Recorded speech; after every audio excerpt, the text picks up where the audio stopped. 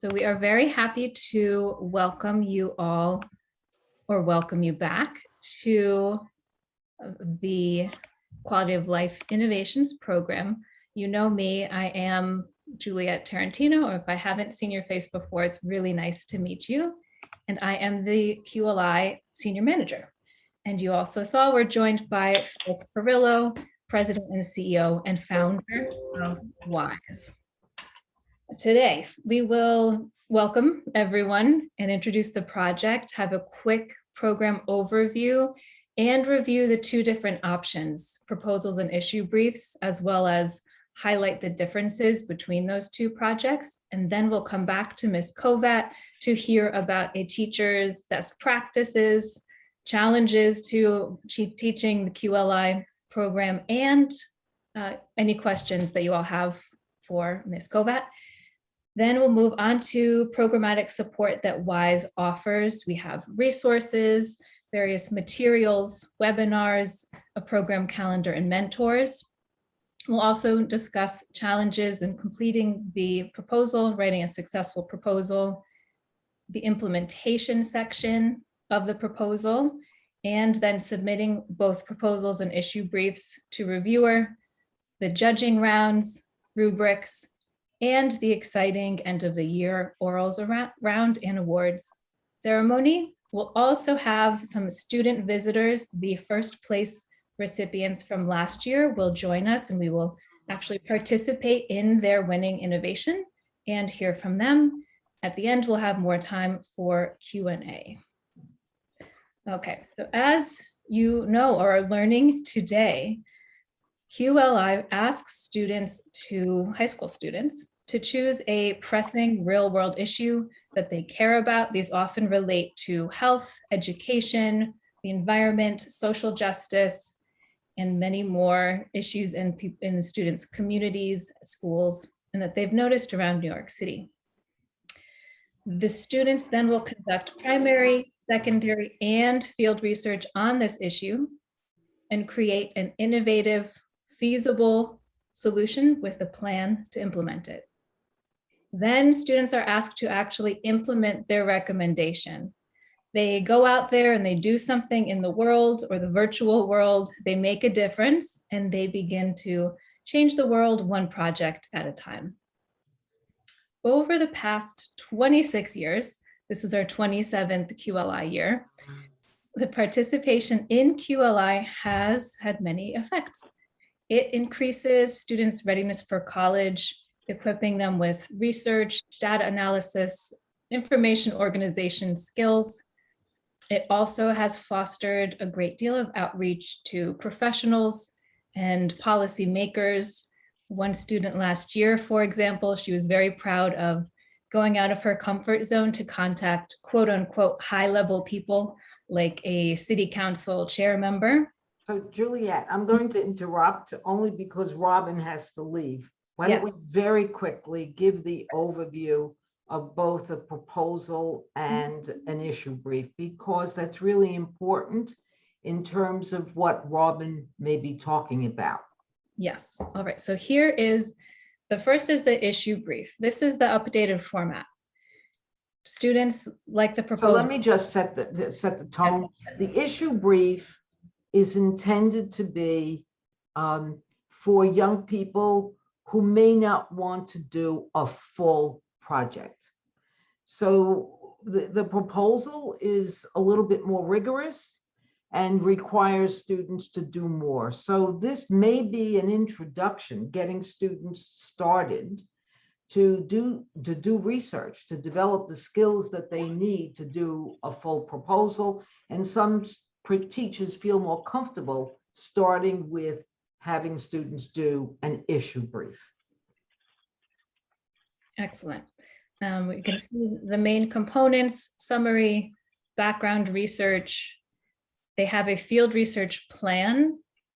They don't actually go out and conduct all the surveys, interviews, and analyze, but they do also provide a recommendation, creative innovation for change, and a conclusion. These issue briefs will compete. They can enter into the competition and could win an award, but they're not eligible for scholarships.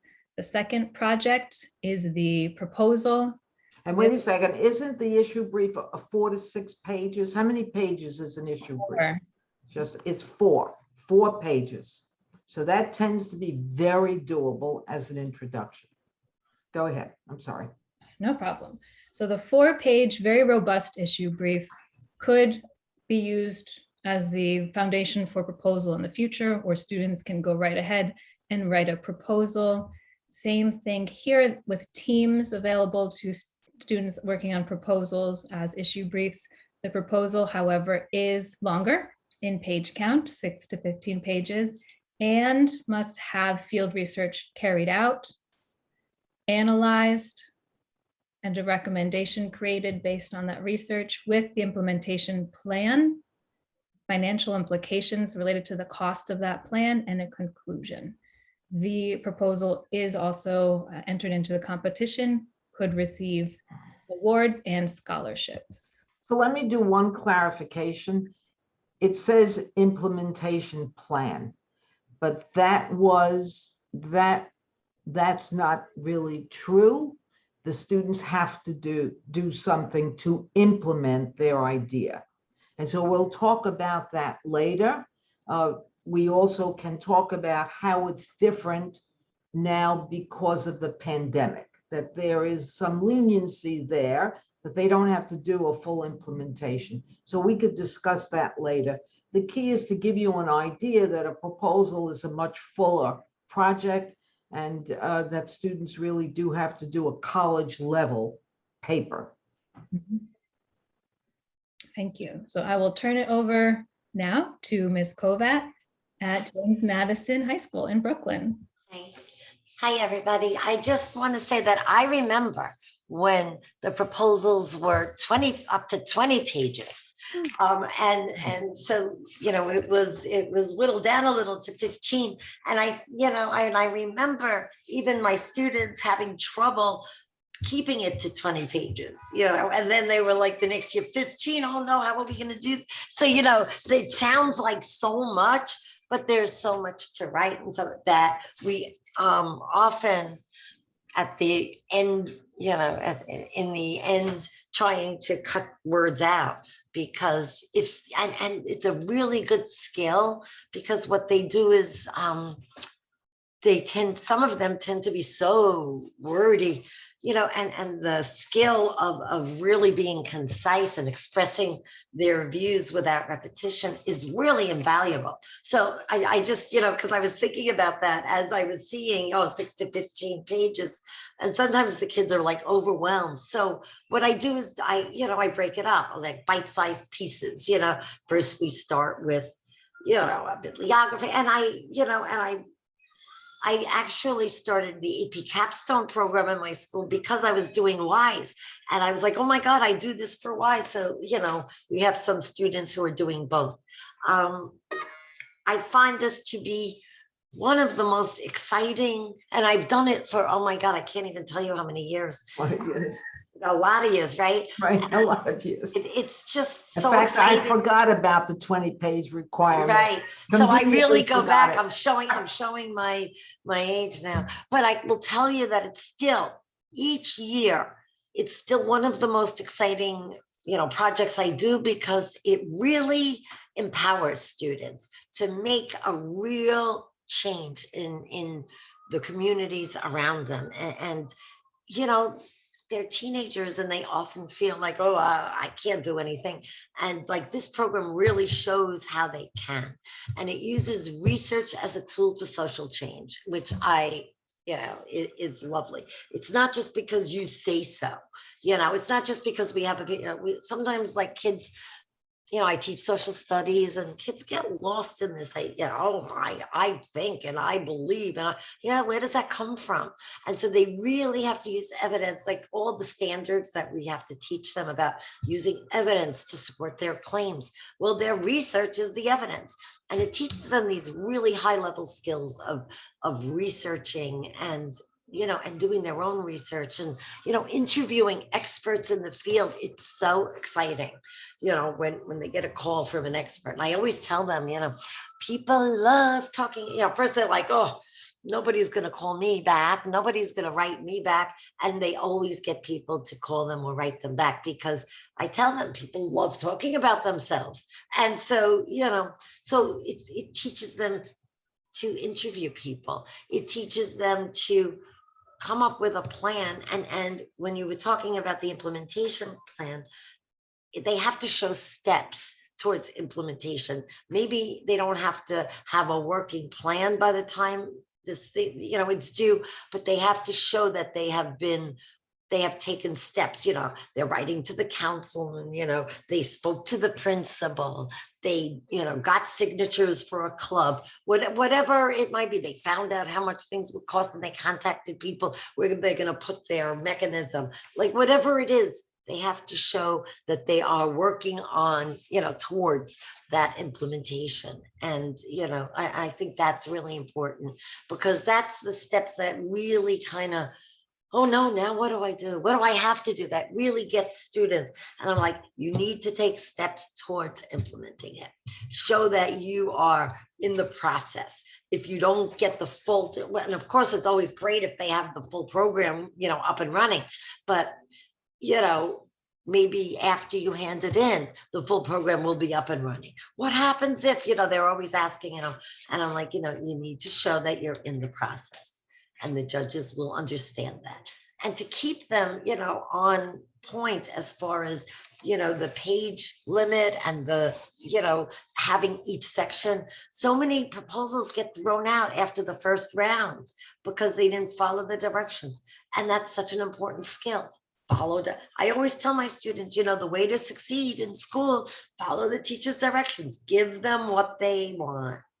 And the kids think they could, I'm like, now's not the time to be a rebel. Yeah, be a rebel with something else. Be a rebel with your project, not on how you do it, So I've had the great good fortune of working with absolutely amazing students who some of them have been first prize winners or finalists, and it is the most exciting thing. I'm always a nervous wreck. Always. You would think at this point, I've done this so many years that I would be used to it. Never. Always a nervous wreck, but because it's so exciting and they've worked so hard. And the ones who don't win are also winners. And I can't, it sounds so fake, but it's so true that because they learn these skills that they could take with them, and they do take it with them, and they all contact me. Oh, Miss Kova, if I wasn't in WISE, I wouldn't have learned this or that. And they are successful in college. It's not just like a selling point for the program, it's the truth. So, I can't speak highly enough of it. I mean, and the kids who are attracted to this kind of stuff are amazing. I don't know that I was like that as a kid. But again, I didn't have the opportunity either as a kid. So I think this is, and it's really, as a teacher, it's exciting to be a part of this. So I hope I gave a teacher's perspective So that two was things. helpful. One, it does help young people to grow up. And they know it because they're challenged to do something, to finish it. And they have to do things that normally their parents take care of. They're the ones, the parents make doctor appointments. They have to follow through. They take care of it. But in this case, the students have to make the phone calls. They have to do the emails. They have to be in touch with people. They grow up and feel empowered to move forward and to attend college. So I have to say, last year, for example, 100% of the students said they were going to college. Now, it may not be true. It may end up being 97% or 95%.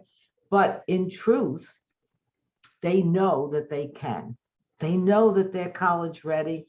And this project catapults them forward and gives them the power that I think would make an enormous difference if more young people were participating. So I'm glad that Robin, who's done it year after year, and I have to say that she's worked in schools that has had challenging populations, but yet her students win Her students come forward, they come up with ideas that are unusual.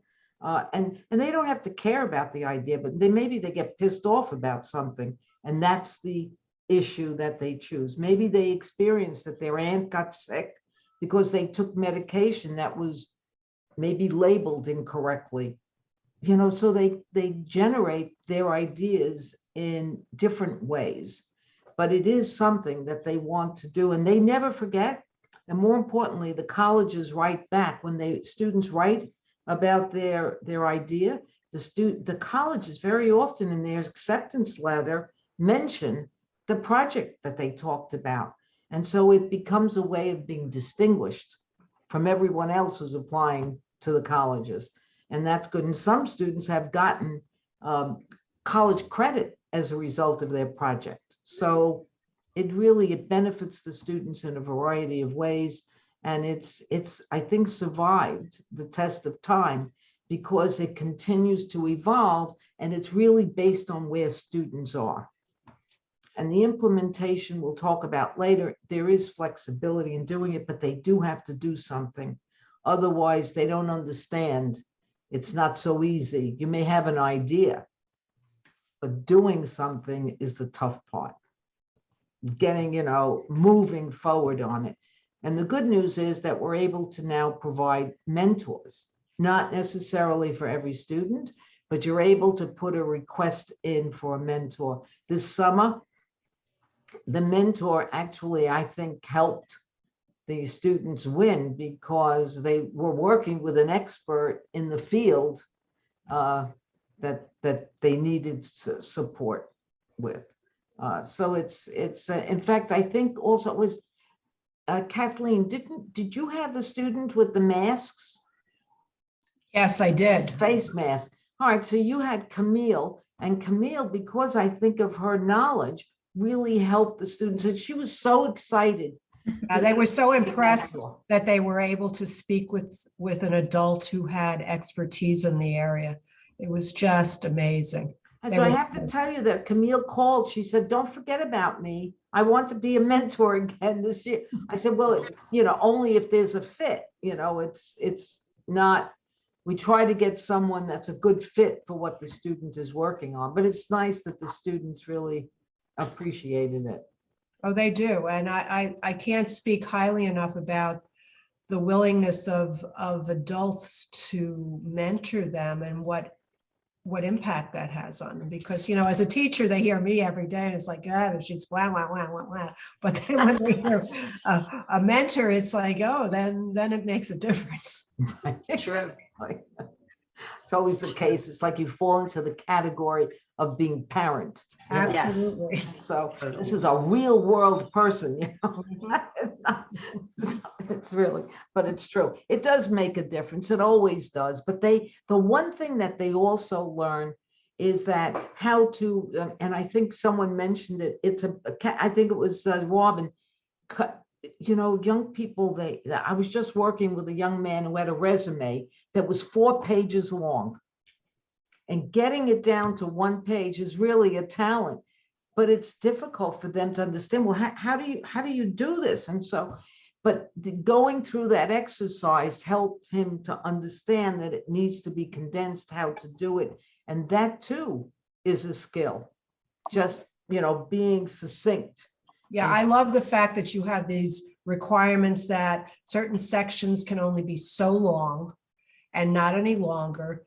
And you're absolutely right. Students want to give you just everything they know and not self-edit. Yes, and so that's the other skill, editing. Oh my God, you need that into and throughout adulthood, right? And so they learn skills that we don't even talk about, that will last them a lifetime. And many of these young people that I run into or I see, or I find them, there's someone who did a proposal. I don't even remember when. It could have been 2001. But I remember what he did. I said, "Oh my God, your proposal was on dog poop parks." And he couldn't believe that I remembered them because I get to meet the finalists. He was one of the finalists. And I have to agree with Robin also that you just love these young people. I meet these finalists, I want to adopt every single one of them. And something else that's very key to this project is that it's anonymous. When a young person ends up being a finalist, they know it has nothing to do with anything but their product, what they did. Quality, the They quality, earned it. right? 100%. Nobody can say it's because they're tall, they're short, they're good looking, whatever, what school they went to. It doesn't matter because nobody knows. They're just evaluating the product. And that, to know that you won it 100%, it's all yours, not your parents, not your teachers, it's yours, is a big deal. It's a big deal. And well-deserved. But I have to tell you, I remember them as if they're my own. That's how much it means. So we get to meet them and it's a privilege. I wish I could meet them all, but it's wonderful. I'm sorry, Juliet, I didn't mean to. No, no problem. We were still hearing from Robin. We had great insight. I know you do have to leave. Any final words of advice, best practice, or you think the big Or questions. Any questions for me? If anybody like wants any advice, I'm gonna put my number in the chat. So just in case you want to call me, to talk privately, I'm happy to talk to you and help you in any way I can. It really is an amazing program, and they didn't even pay me to say it. It's just really very special, and it's hard work.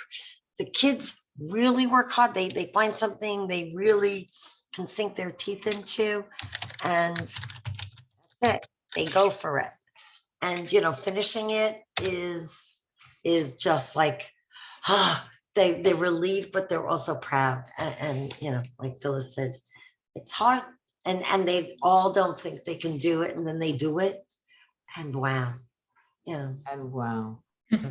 really, it's the truth. Thank you guys. I'm really sorry. If anybody needs anything, any information, a pep talk, advice on anything, just please feel free to call, okay? And I'm sorry I have to leave so early. Thank you so much. Thank you, Robin. Good to My see pleasure. you. It's great to see you. Bye, guys. Okay, what a great resource. And as you see, you're welcome to contact Ms. Kovat in the future and share more advice if you seek it. We will now look at our resources. So we have a few written materials, a guide for teachers, a student manual that is for issue briefs, and a student manual that is for proposals, the curriculum toolkit, a resources directory, and reviewer guide. We'll also walk through webinars, mentors, as Phyllis mentioned earlier, and technical support. So on the WISE website, which you should all have access to, if you didn't receive an email it comes from our website, maybe it has gone into spam, please let me know and I'll make sure to get your updated password to the WISE website where these materials live. The teacher's guide is detailed information for all of the components of a proposal, an issue brief, and any forms, research review committee forms, for example, that would need to be submitted with the proposal. Our student manuals, this year we have 2. They're separated out, as I mentioned. They'll guide students through each section in great detail. Like Ms. Kovat mentioned, bite-sized pieces of information to complete a very robust project. The curriculum toolkit is also on the website. It has 31 lesson plans and additional activities and samples. The resources directory has a wealth of free online resources geared toward high school students who are learning to research.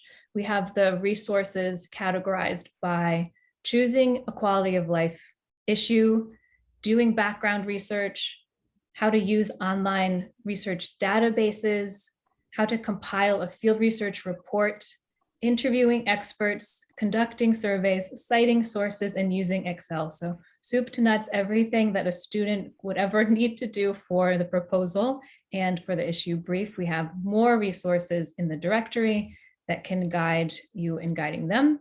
We also have posted the reviewer guide instructions for the end of the year when students have completed proposals and issue briefs on how to submit to our online platform for judging.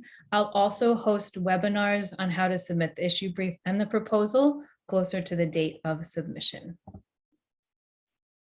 Another wonderful resource that we have are those fantastic adults who are so compelled by the students' passion and seriousness in the way that they engage with their issues, and they will come from a variety of fields. We heard a Fashion Institute of Designer lecturer and designer herself as a mentor from last year.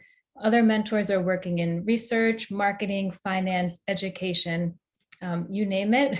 We hope to have as broad a selection as possible and have a great group from years prior. These mentors will be available beginning in December upon request, and again, pending that we can find the right experience to match the right team's issue or individual's issue. These mentors could assist with any aspect of the proposal or issue brief. Maybe it is in evaluating research, in designing the recommendation and getting realistic input from the field about what would work, helping students rethink their ideas, reading the proposals. They are here to help in many ways. We will walk through now some important dates on our calendar. Highlights include today's orientation. Tomorrow, the survey and entry form, 2 different online surveys will open. I will send links. These stay open until November 22nd. Coming up, we do have a webinar for students next week, generating an idea webinar for students to get their minds going about what their issue is that they will research and focus on this year. Additional webinars are background research in maintaining citations in February, financial implications. So if I could interrupt, let's go back to the beginning until the student pre-survey and entry forms are due. Is there anything in that sequence that is unrealistic? So for example, when I see generating an idea webinar, is that too early?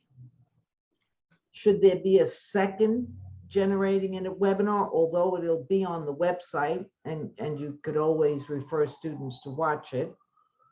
I mean, it's too early. It's too early for me, and I'll tell you why. Okay.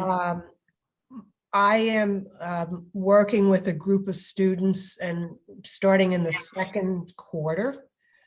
And our second quarter doesn't start until the 30th of October or the 29th. So another week would make a big difference for me.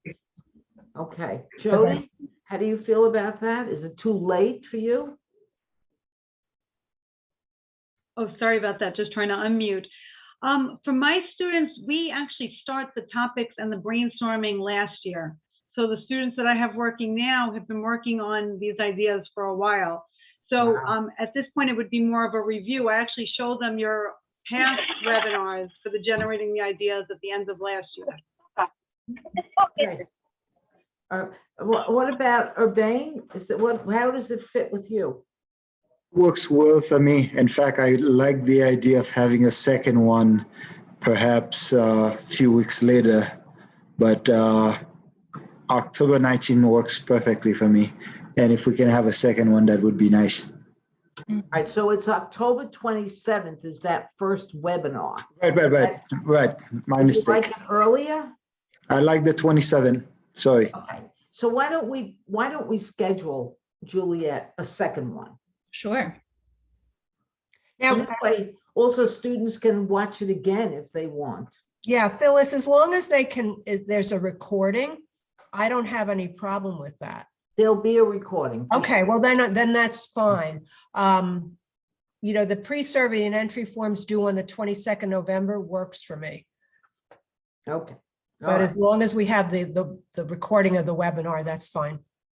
All right, so we could do sort of something else that might be sort of that midway in case students have questions about an idea maybe.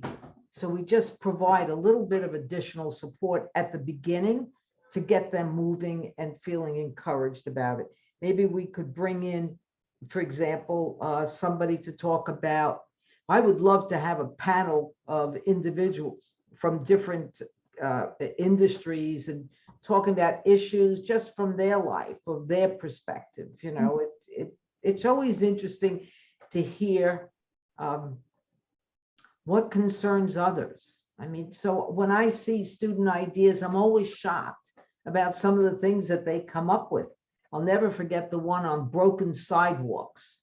You know, this young man lived in a neighborhood where there were a lot of broken sidewalks and people couldn't ride their bikes, and they or you know, parents couldn't push a baby carriage because the broken sidewalk was such a huge issue, and they had to, you know, push the baby carriage into the street or into the road of New York City, which is, trust me, a problem. So the things they think about, well, that impacts their life is always amazing, but it might be interesting for them to hear from other adults. So that might just be a variety of something to get the juices going. Mhm. Excellent. Okay, I'm sorry. The benefit of having everyone here, live feedback, very, very useful. And we do have our students here. So we'll move to the next portion of the calendar.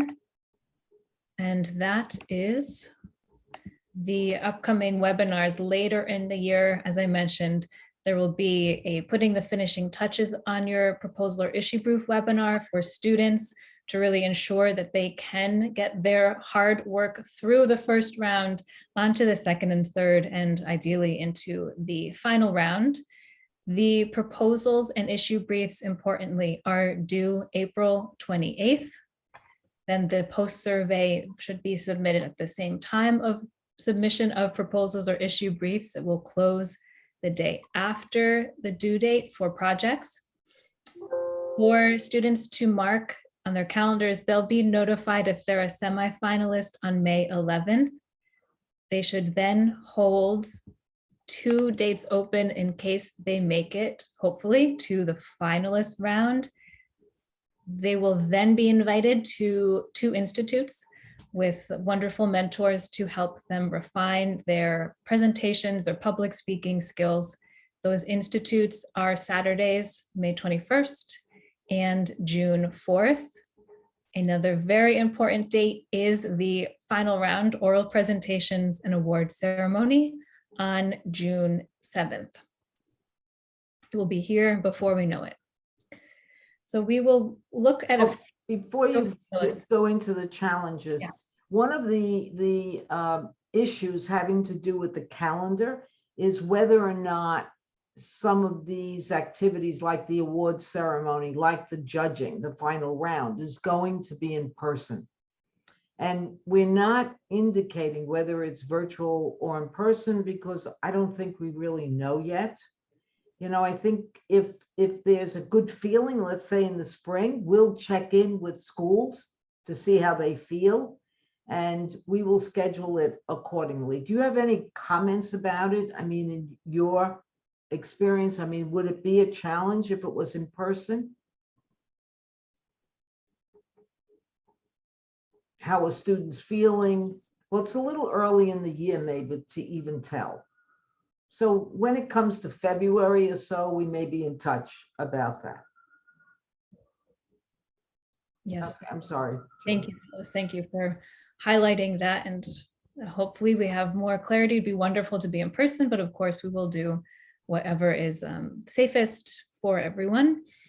Challenges in creating a successful proposal, since it is more work, issue briefs are a significant amount of work too. So keeping in mind time management. Some schools do follow an accelerated calendar. We have that time benchmark listed in the teacher's guide. Even if there's not an accelerated schedule, we recommend that you take note of how much time it will take to complete each section of the project, and then, of course, plan backwards accordingly. And the reason it's such a major issue is because if you don't manage the completion of the different sections, they may get to the recommendation and implementation section and not have time to do anything. So it really is critical. You really need to think of how long will it take? And I wish Robin was here to say, and this is a good question for her, when do you expect students to be ready to do their implementation? Because that's so critical to the students not feeling so stressed out because they run against the wall. They don't have time to do anything, right? So that's why time management, and the other reason is because they spend so much time doing their background research. So you sort of cut it off so that they don't spend the whole term doing background research, right? Okay, Sorry, Julie. no problem. This is all very helpful information. As Phyllis mentioned, the implementation, we don't want students to be stressed out about it. And going back one bullet point, citations, we want to make sure that all of the necessary citations are there, and that does not disqualify a proposal or issue brief. Implementation, we will talk about that more on the next slide. Students who don't implement some aspect of their proposal will not score as highly in the competition. We do want to make sure, though, however, that whatever students are doing is safe. We know that we are still living in COVID-19 times, so there are various implementations that could be done even during this era. Finally, So the judges, when they see the implementation and what the students have done, I think it really sways their rating. And so the more student is able to do, the better off the student or the authors are, or their proposal, the higher the score on the rating of the proposal. So that's why that ends up, and it's the implementation, it's of their recommendation. okay, and financial implications here. We just wanted to highlight that even though students do not need to have a precise dollar amount, there should be a ballpark range for each component of a recommendation, what it would cost to really make their recommendation. No, they don't have to give any dollar amount. They don't even need a ballpark figure. They need to, there are two models that they're asked. One is a budget, no dollar amount is required. It's to know what is it going to actually cost to do this project. So they need to know that they'll need supplies. They need to have people. Where are the people coming from? Where is the money coming from to pay for these expenses? So and the reason for this is to help young people know that it's not free. It costs to do something. Even changing the law costs money. Somebody has to be doing it and working on it, and it's somebody's time, and there's going to be a financial not consequence, it may be a benefit, but there is a financial implication. The second model is that the students need to report on who benefits from this recommendation and in what way do they benefit. And at the same time, they report on who suffers from the recommendation, and suffers, I'm talking about financially, not physically, it's about the financial disadvantage. So for example, if you're changing the law and people who park on the street will now have a fine of $300 instead of $50, who benefits from that? Obviously, the city benefits. They'll receive more revenue from parking tickets. Who else benefits from it? Maybe the citizenry benefits because maybe it'll discourage people from parking irresponsibly, you know, in front of homes or whatever the case may be. Who suffers from it? Well, the person who parked in the wrong place or who's getting the ticket because he has to pay such a high fine. Who else may disadvantage? So they clearly think through the fact that every action has a reaction. You know, there are those, and they need to consider that when you do something, you need to think about both sides of the coin. It's not just that one individual benefits. It's you know, if I could point to something, whether you like it or not, but the bill that was passed about, you know, no bail and you release I'll say the person who was arrested. Well, there are benefits. There are people who benefit from that new bill, but then there are those that may suffer from it. And so you're thinking about both sides always, and that's how you make decisions. There's always a plus column and a minus column.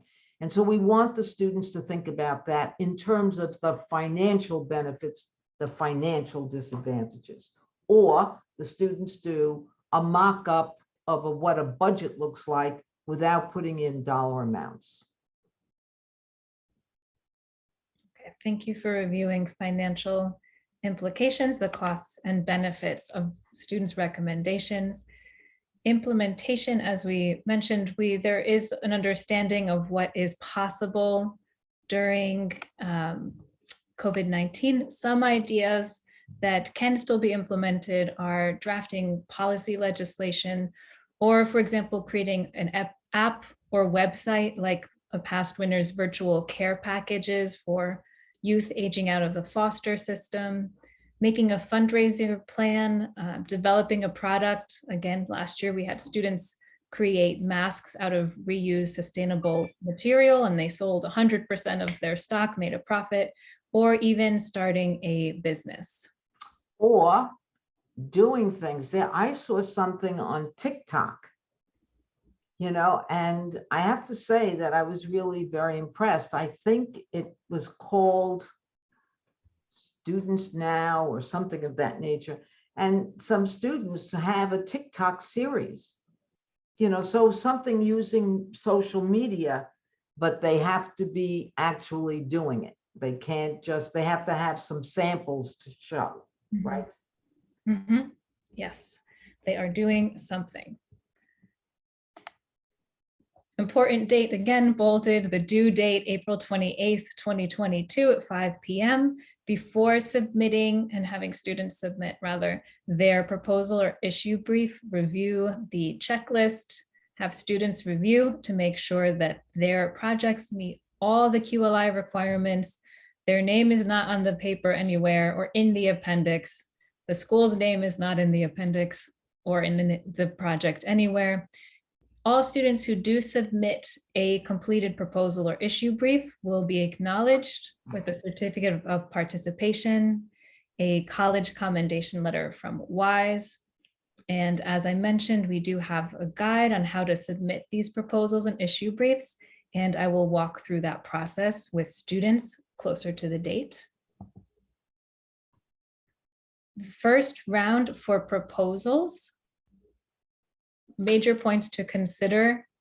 There are 8 sources, 7 are secondary sources, they're in background. 1 is a primary source in research and analysis. The paper is 6 to 15 pages, and judges will look at each section. The rubrics are posted on the WISE website, so we will not review in detail now, but here is a thorough explanation of how judges rate rounds 2 and 3 for proposals. We do have the same rubric 2 and 3 rounds for issue briefs as well. Issue briefs to pass through round 1, they need 3 sources, 2 secondary, 1 primary. They're cited in the background section. It's a 4-page paper. It may also have an appendix, and the quality of each section is rated. This rubric, as I mentioned, is also available for closer review, and we'll walk through it closer to the due date in great detail. It's available for you and students now, however, online. The orals round, the very exciting and nerve-wracking final presentation for finalists, is on the 7th of June. The first, second, and third place proposals are determined based on the written scores and the oral scores. This round will be followed by the award ceremony, and we will be excited to recognize finalists, semifinalists, borough leaders, and other outstanding participants, exceptional writers, very creative thinkers, and the top 3 proposals will be announced then and there. We do have our alumni, and we do have questions and answers. I would like to invite our alumni in now so that we get to meet the 2 of the teammates from the first place team. I will stop sharing my screen and we will see our beautiful students. Hi, Mariella. And Tara is also here. Welcome. Thank you for joining us this afternoon at the teacher orientation. We would love to participate in your innovation and then hear from you what you're very proud of from last year, a challenge, and anything else you think our teachers should know. Thank you for having us. I'm Mariella. I'm Tara. Our project was about using creative writing to improve students' mood. So we created a booklet of writing prompts that aimed to help improve the mood of students. And we will be sharing one with you right now.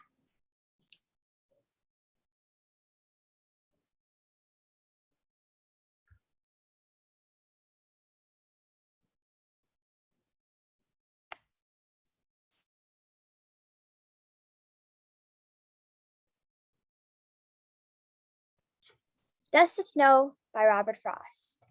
The way a crow shook down in me, the dust of snow from a hemlock tree, has given my heart a change of mood and saved some part of a day I had rued. In this poem, Robert Frost's day takes a positive turn because of a crow and dust of snow. Think of your past few days or weeks and write down one example of a crow or dust of snow in your life. Write whatever comes to mind, whether it's a whole poem or one word. In 30 seconds, I will ask if someone wants to share.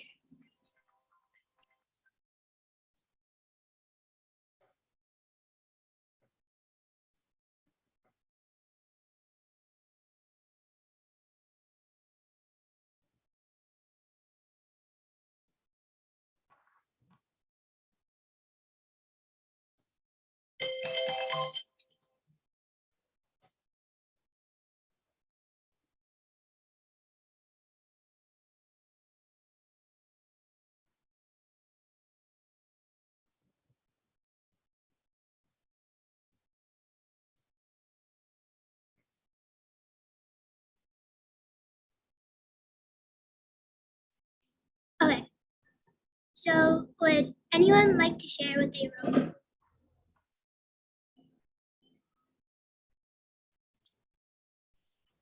I'll share if you would like. Thank you, Ms. Cavalier. My pleasure. It makes me happy to be able to do this again. Okay, so this summer I was able to visit a cabin in the woods, and it was in a hemlock forest. I finally got to see the hemlock trees. The trees were beautiful. Thank you for participating. Someone once told us that sometimes a small difference can make a big change in how you go about that day. This is what we wanted this activity to do for you, and for the other students who participated in our research. Yes, and especially we created this project during the pandemic and when quarantine started, and many of the creative outlets teens use to cope with stress and daily life were discontinued. And we thought that creative writing could be a viable solution since you only have to write for 5 minutes and the materials are quite simple, just a pen and a paper. In the end, our project did show that students felt better after completing the prompts, and we were able to implement this in some of our English classes at our school last year. Thank you so much for sharing, Mariella and Tara. Hopefully our afternoons and evenings will be better for it. Would you mind sharing a few highlights from your experience or what you think was most challenging about completing your proposal?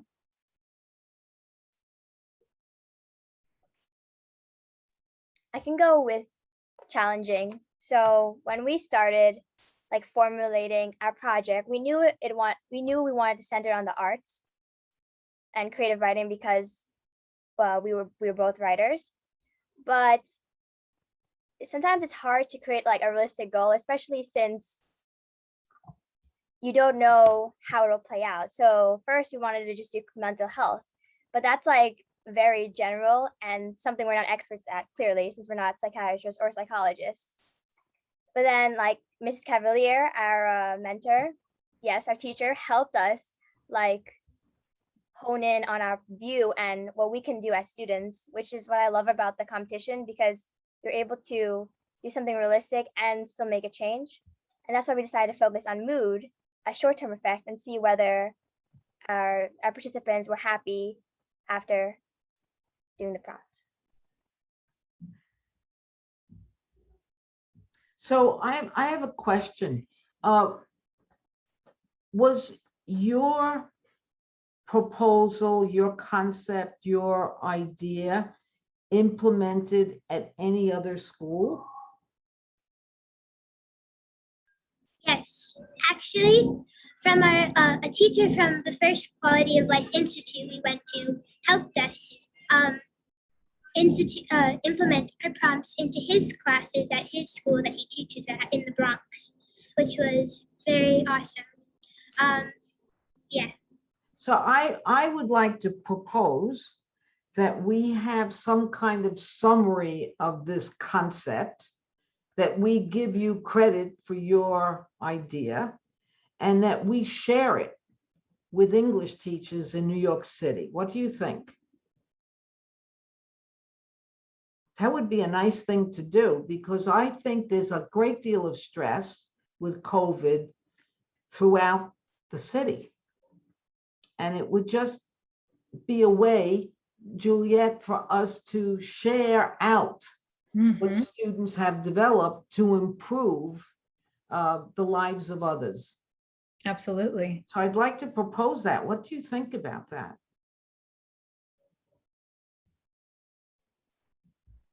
Mariella. That sounds like a great opportunity. Okay, why don't we do that? Yes. A question too. I believe there's a beautiful brochure, right? Of at least you guys started with about 20 prompts, right?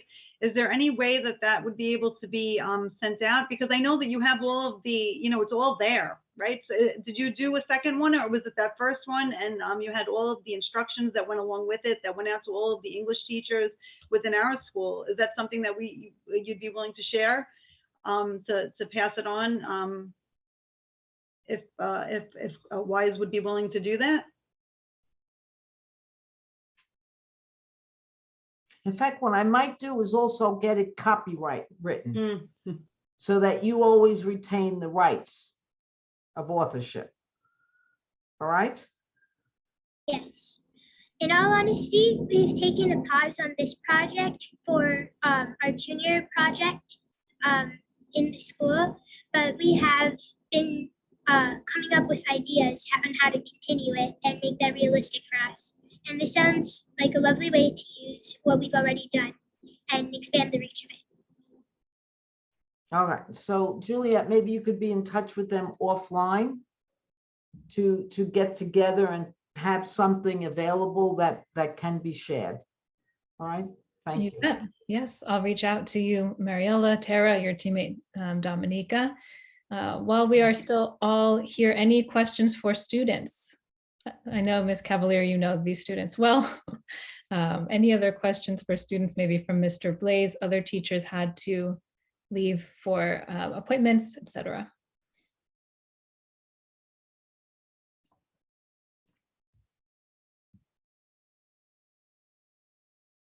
I have one question for you. What part of the project was easier than you expected?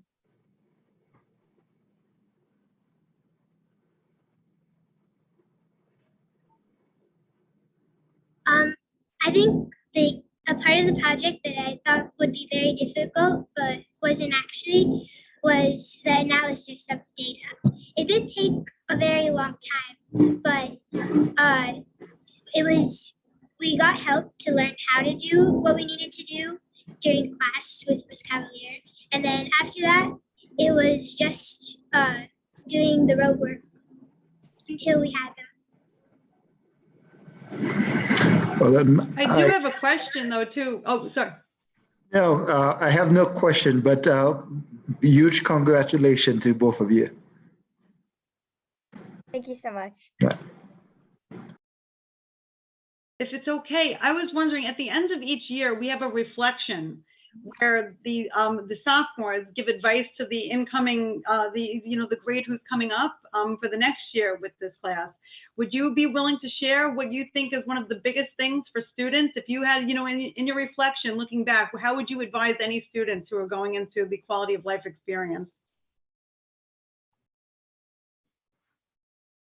For me, I would say, since it's like a group project, mostly you can work by yourself, but regardless, you really need like time management. It's like a 9+ month project. And like, obviously you're going to have different pastimes, like a social life, sleep you want to do. And so you just have to be aware of your limitations and also like learn to prioritize the work you need to do and try not to procrastinate.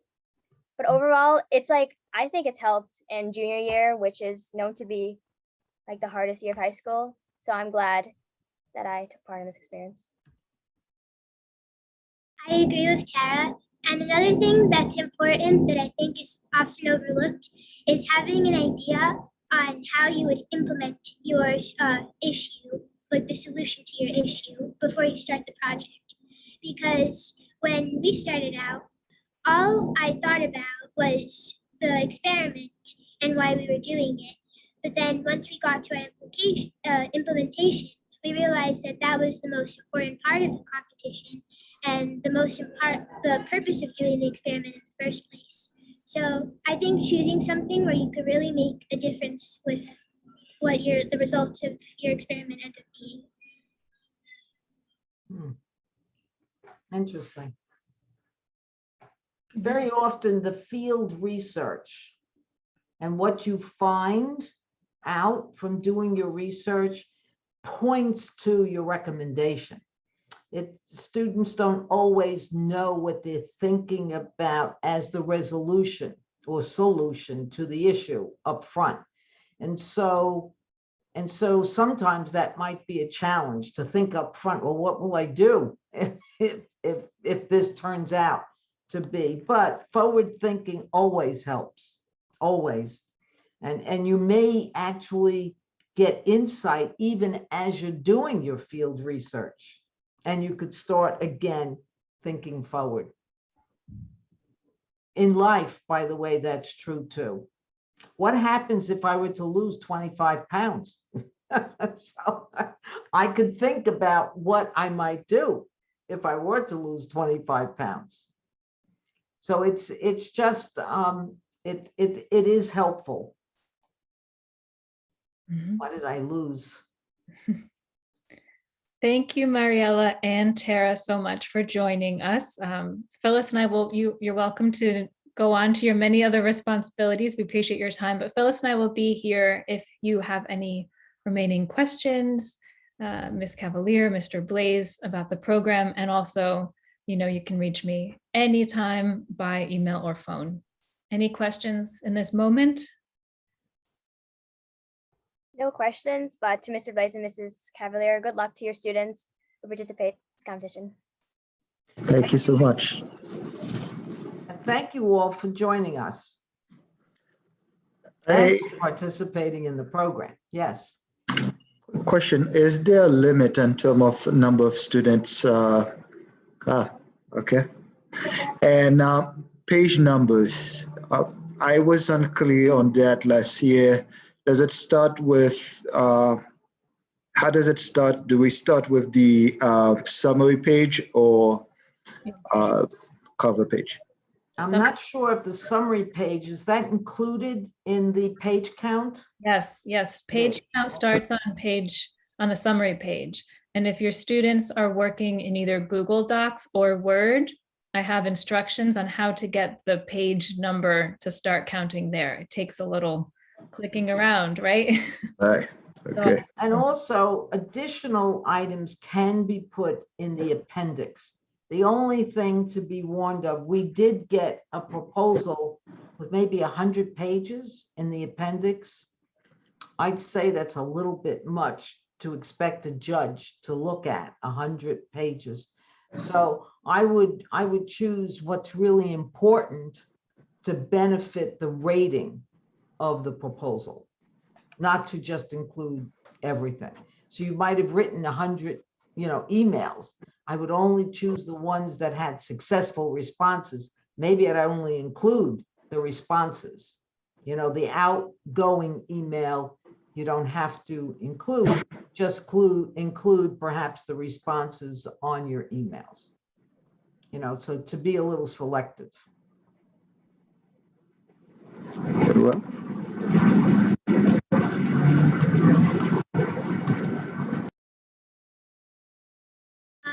Have a nice day. I have to go because I'm in school and no one's left to watch me. Thank you very much. Ariella, get home safe. Bye-bye. you. Bye. Enjoy the rest Bye. of your night. Good night.